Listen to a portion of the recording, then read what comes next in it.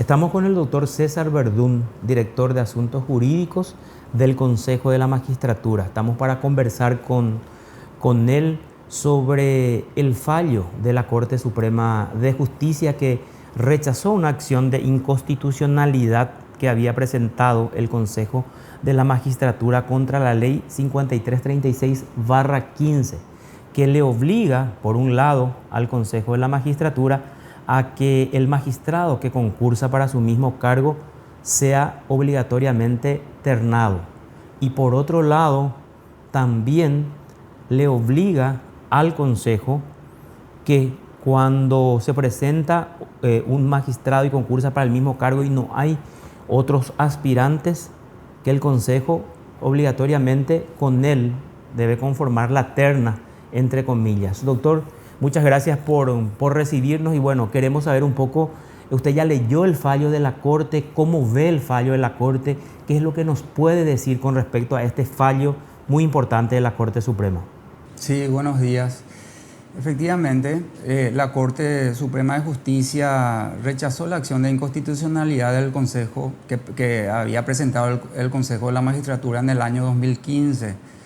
En el mismo año en el que se promulgó la Ley 5336, presentó la acción en contra del artículo 4 de dicha ley, y así como lo referiste, esa ley, en ese artículo, le obliga al Consejo de la Magistratura a incluir al magistrado o los funcionarios que están detallados en el artículo primero de la ley, a incluirlo en la terna, cuando concursan por su cargo, a los efectos de la confirmación.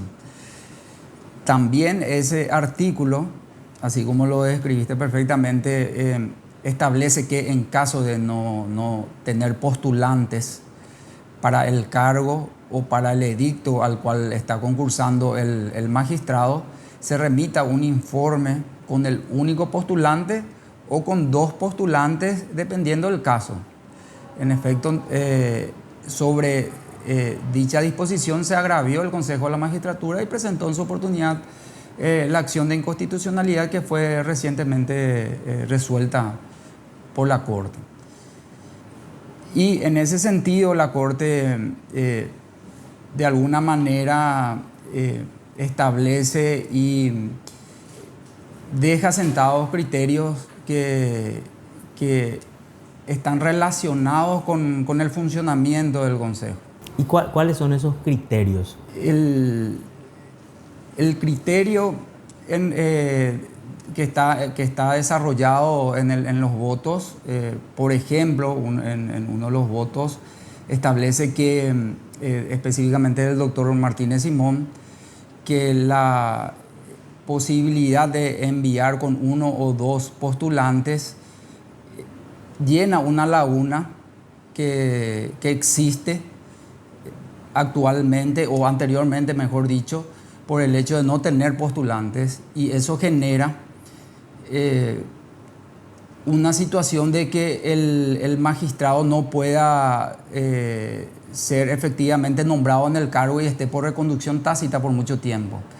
Entonces, lo que desarrolla el doctor Martínez Simón en su voto es que efectivamente eso llena una laguna y que la terna en realidad es un límite máximo a la posibilidad de remitir a la Corte Suprema hasta 3 nombres. Entonces, él explica en su voto que al ser un límite máximo podría enviarse uno o dos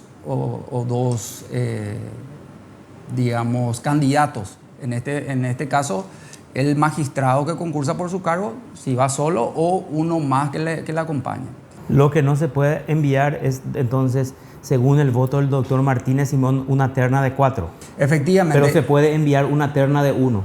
Efectivamente, eso es lo que básicamente se desarrolla, que es un límite máximo, un techo.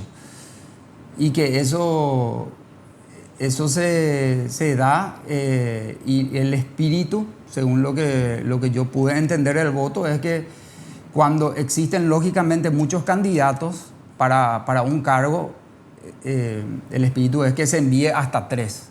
Y si no se tiene, que se pueda enviar menos. ¿Y cuál es la interpretación que ustedes tienen? Ustedes no comparten o no compartieron, lógicamente, esa postura de acuerdo a su acción de inconstitucionalidad. Y también ese punto tiene críticas del sector jurídico, ¿verdad? O sea, de la postura del doctor Martínez Simón. ¿Ustedes qué dicen con respecto a ese punto específicamente, como consejo? Bueno, en efecto, el Consejo de la Magistratura, al momento de, como órgano al accionar contra dicho artículo, consideró y considera que es inconstitucional, ¿verdad? Lógicamente, dentro de un Estado de Derecho, el acuerdo y sentencia de la Corte Suprema de Justicia es la última palabra, y el Consejo debe adecuarse a lo que resolvió la Corte Suprema. Pero en su momento y el Consejo de la Magistratura consideró que es inconstitucional porque la Constitución, en el artículo 264, establece que debe elevar una terna a la Corte Suprema de Justicia previa evaluación basada en la idoneidad, mérito y aptitudes de los candidatos.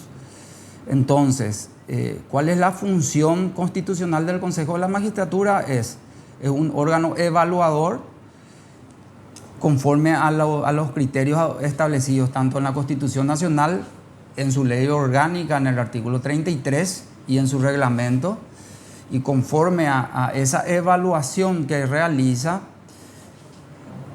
conforma una terna. Entonces,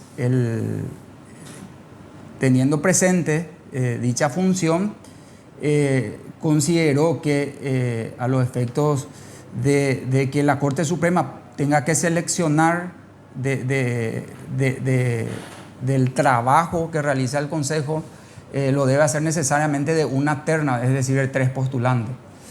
Claro, y además el artículo constitucional habla de conformar ternas y remitir los nombres o proponer los nombres, dice el artículo constitucional. Si yo envío un nombre, estoy proponiendo un nombre, no estoy proponiendo los nombres, que es lo que cuestionan también algunos cuando critican este fallo de la Corte, porque insisto, la Constitución dice propondrá los nombres, no el nombre del candidato. Y si tenemos una terna de 1, va un candidato y se propone el nombre y no los nombres.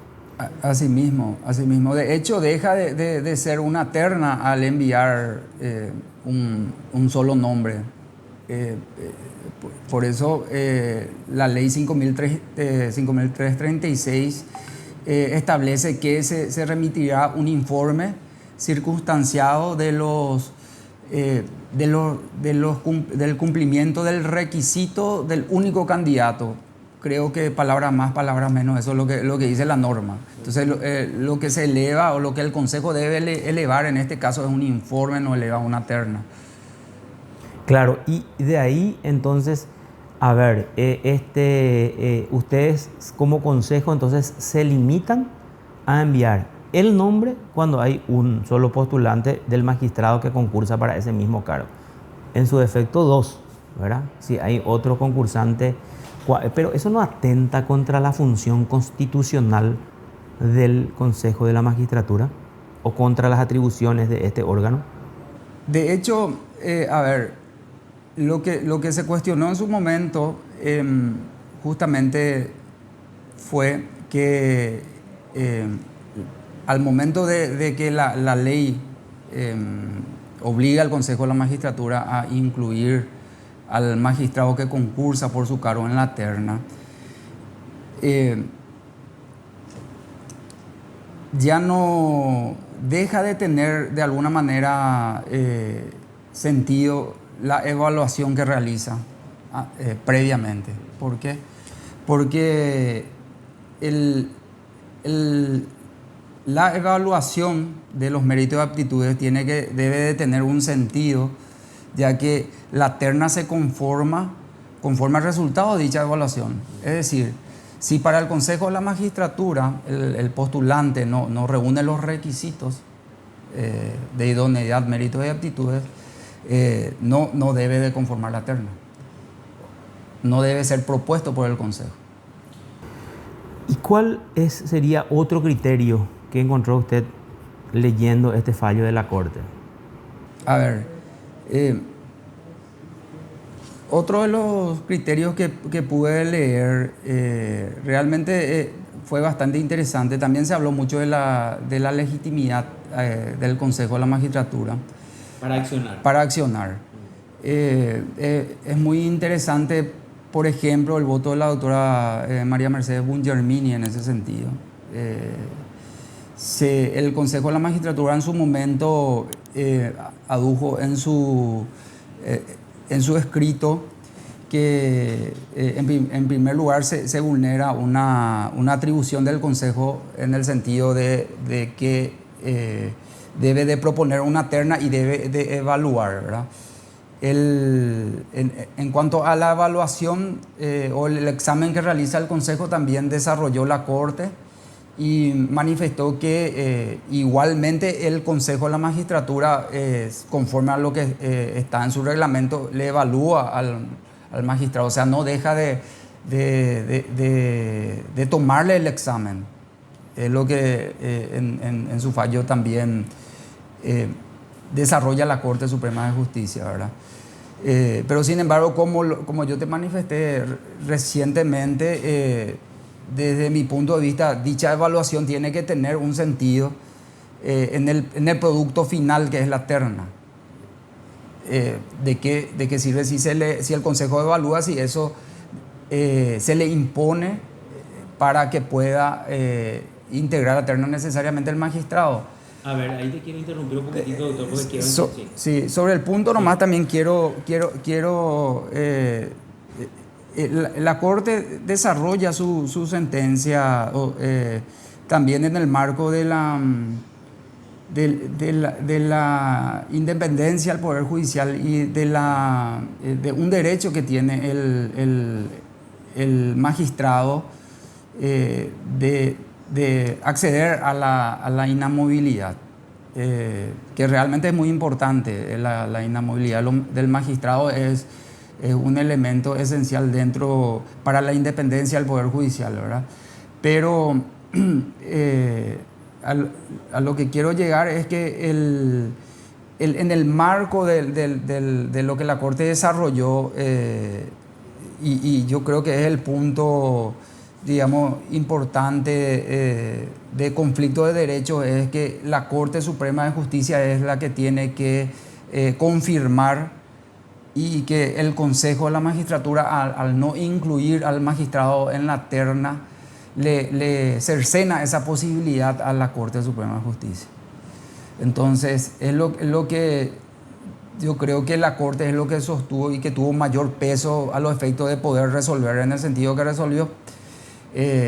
Y creo que es lo más importante de mi punto de vista dentro en el marco del desarrollo del acuerdo y sentencia de los votos, ¿verdad? Que ese conflicto que se tiene entre la facultad de la Corte de confirmar y la facultad del Consejo de seleccionar, claro. Y digamos que dentro de ese marco se desarrolló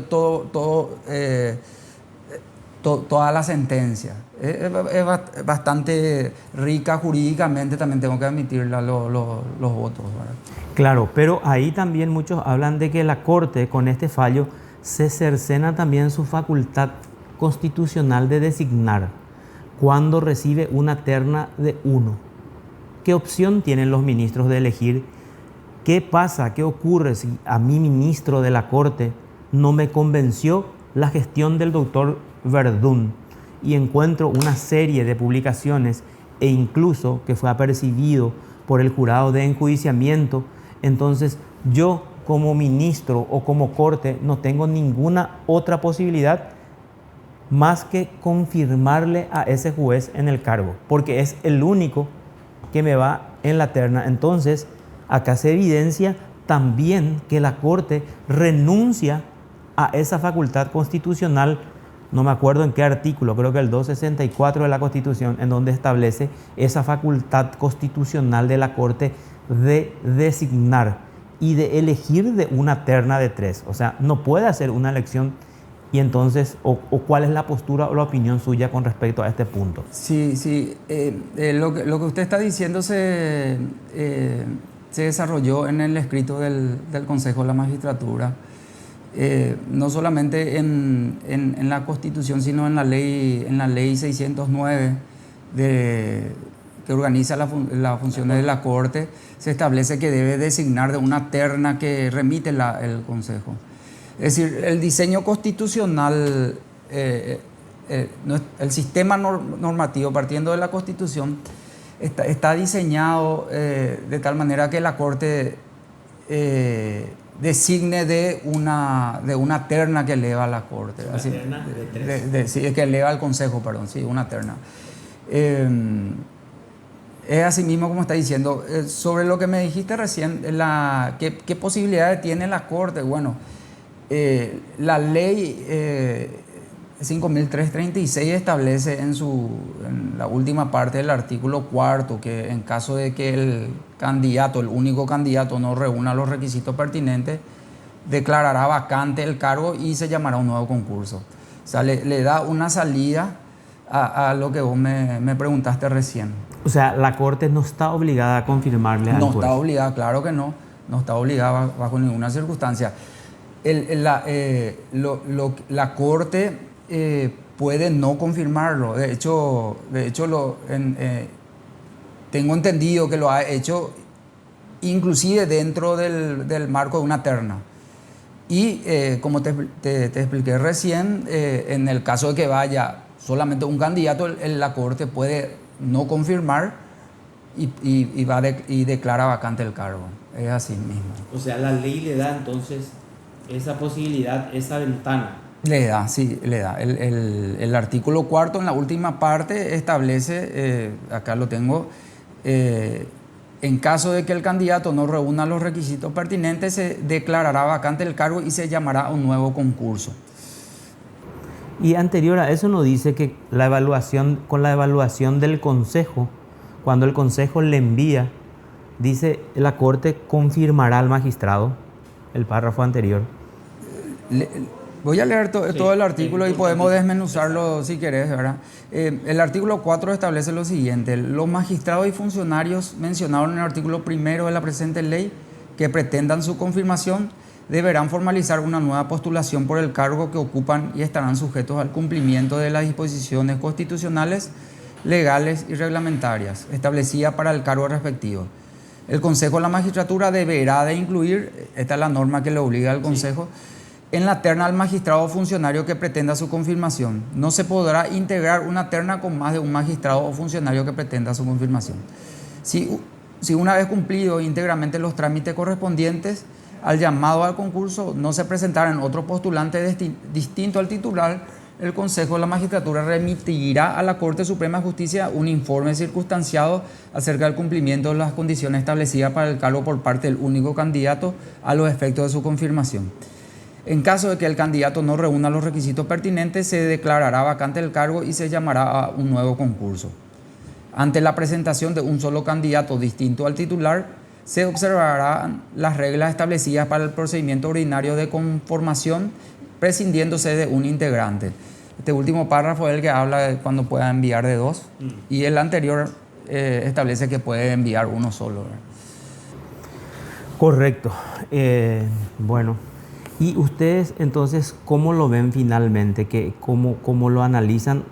Lógico, se cumple la sentencia de la Corte Suprema de Justicia, no hay alternativa, no hay ninguna otra posibilidad, pero ustedes ¿cómo ven el fallo como Consejo de la Magistratura?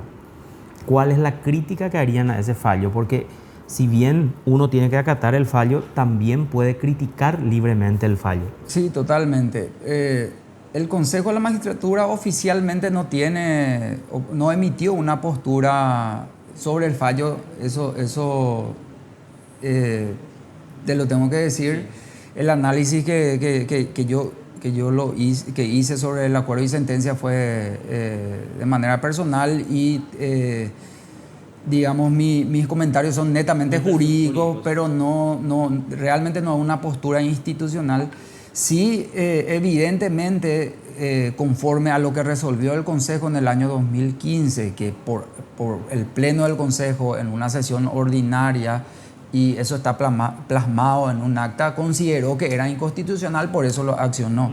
O sea, para el Consejo de la Magistratura, y que el Consejo de la Magistratura es un órgano, por más que hayan cambiado sus integrantes a través del tiempo, es un órgano y tuvo el criterio en ese momento, y yo creo que es el criterio institucional, es que ese artículo es inconstitucional. Es inconstitucional porque por todos los fundamentos que ya te expliqué anteriormente, ¿verdad? Que están desarrollados íntegramente en el escrito del Consejo. ¿Y usted como profesional, como abogado, como conocedor del derecho, tiene algún tipo de crítica a este fallo de la Corte o no en concreto? Yo lo que creo, Carlos, sí analizo de la siguiente manera.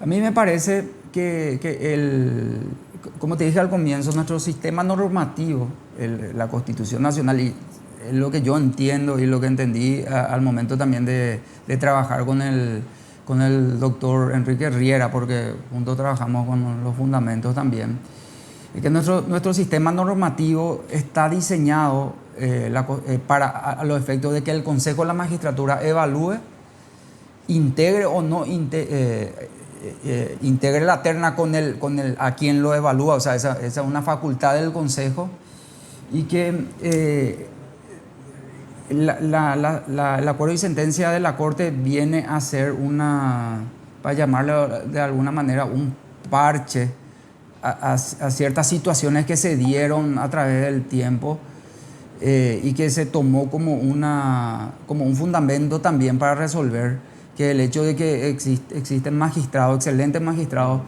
que muchas veces al momento de concursar postulantes no quieran concursar por el mismo, entonces no se puede remitir la terna a la Corte y eso queda por mucho tiempo empantanado. A lo que quería nomás culminar, yo creo, o sea, yo lo que veo más que, no como una crítica, sino una visión que tengo, ¿verdad?, conforme al análisis, tal vez esto se pueda solucionar integralmente con una ley de carrera judicial.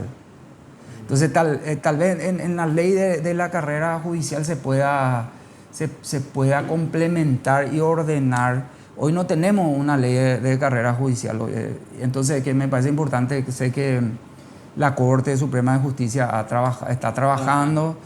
Tengo entendido que el ministro Eugenio Jiménez, no sé si ya presentó, pero lo leí. Sí, ya se presentó. Sí, entonces yo tal vez que de alguna manera se pueda ordenar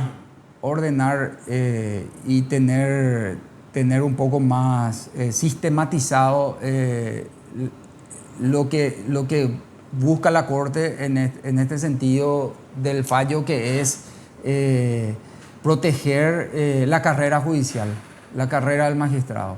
O sea, lo que yo veo que con esto ellos quieren de alguna manera solucionar eso, pero me parece que eso se tiene que hacer más integralmente. Inclusive pensando en una reforma, ¿por qué no?, de analizar la posibilidad si el magistrado ya puede tener una inamovilidad vitalicia. Entonces tal vez ahí sí pueda encajar, digamos, todos los fundamentos que están volcados en este acuerdo y sentencia. Para concluir, ¿qué facultades, para que podamos entender bien todos los ciudadanos, qué facultades este fallo le cercena al Consejo de la Magistratura? Bueno, principalmente yo creo que la facultad de poder seleccionar e integrar la terna con el que considera que es apto para el cargo, conforme a la evaluación de los méritos y aptitudes, y la notoria honorabilidad, que también es un requisito constitucional. Yo creo que principalmente es eso. Se habló también en el fallo de la vulneración del principio de igualdad de los otros postulantes. La Corte Suprema de Justicia, si bien es un requisito de admisibilidad la lesión concreta, esto que te estoy diciendo lo estudió con el fondo de la cuestión, pero manifestó que el Consejo de la Magistratura no tiene legitimidad para aducir, por ejemplo, que la vulneración de derechos de terceros, o en este caso los postulantes, ¿verdad? Pero esto es un análisis jurídico más bien, no tiene relación con lo que me preguntaste recientemente, pero es algo que me olvidé de comentarte también. Que está en el voto de la doctora Bungermini. Está en el voto de la doctora Bungermini, también del doctor Mercado, del doctor Martínez Simón, creo que también de la doctora Estela Maris Cano, que también... Estela Maris Zárate. Carolina Llanes también. O sea, casi la mayoría, de manera unánime, manifestaron lo mismo. Para rechazar ese primer punto. Para rechazar ese por lo menos fue un fundamento, ¿verdad? Fue un fundamento, aparte de lo que te comenté recientemente, que es básicamente lo principal que tiene que ver con la función constitucional de órgano evaluador que está establecido, la función está establecida en el artículo 264 de la Constitución y en su ley orgánica, la 296/94. Correcto. Doctor, muchísimas gracias por esta entrevista. A las órdenes cuando quieran.